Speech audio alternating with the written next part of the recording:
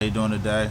This is Angelo Anthony, and I'm here to present what inspired me, what type of art that inspired me. Uh, we have here is the lady, Smile Now, Cry Later version of Marilyn Monroe. And what inspired me was the fact that she had the smile and the crowd later behind her.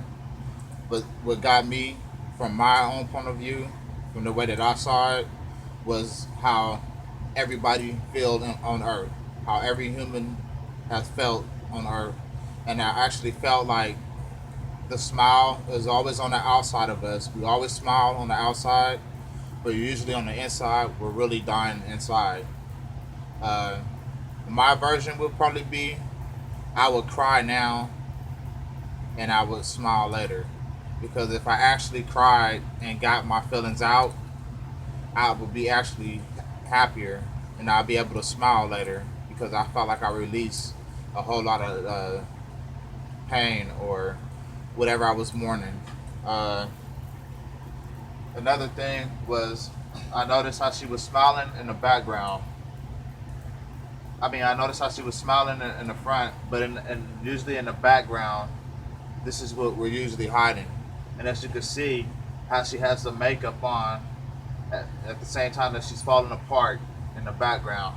So basically, that's what how I looked at her as of right now.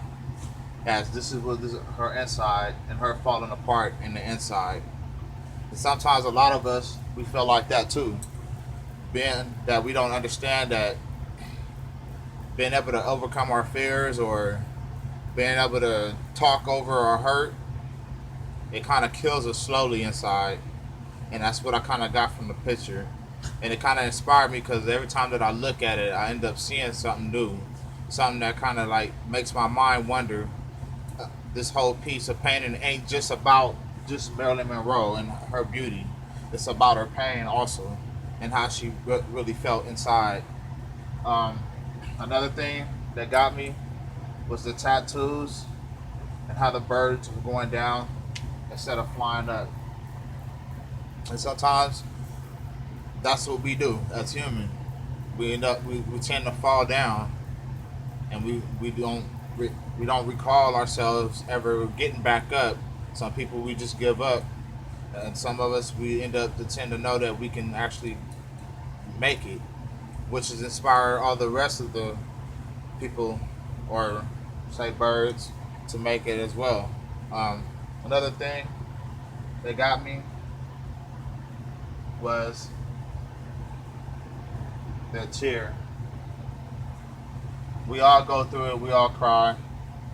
We all have our moments to where we just really feel like we just don't have a belong, or we just get into our emotional deep down in ourselves to where we just cry.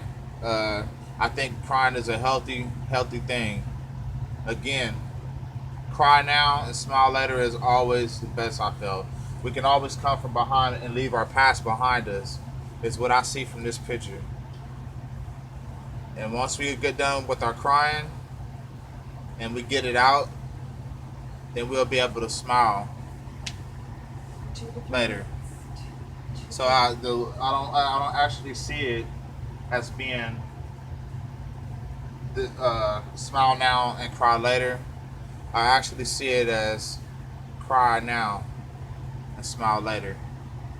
So my whole point of the theory is for me, from my own point of view, was, and in my understanding in life, is it'll be so much better if we actually get our problems out and actually cry it out instead of like holding it in, holding that pain in, and let it kill us slowly inside. Because that's what it basically does, and it leads to depression, stress, all kind of things like that. So in order for us to actually overcome our fears and being able to be truthful to ourselves and open up ourselves, I felt like it'll always be a better way to just cry now and smile later. That would be my representative, my homework for today. I hope you like it. This is my first time.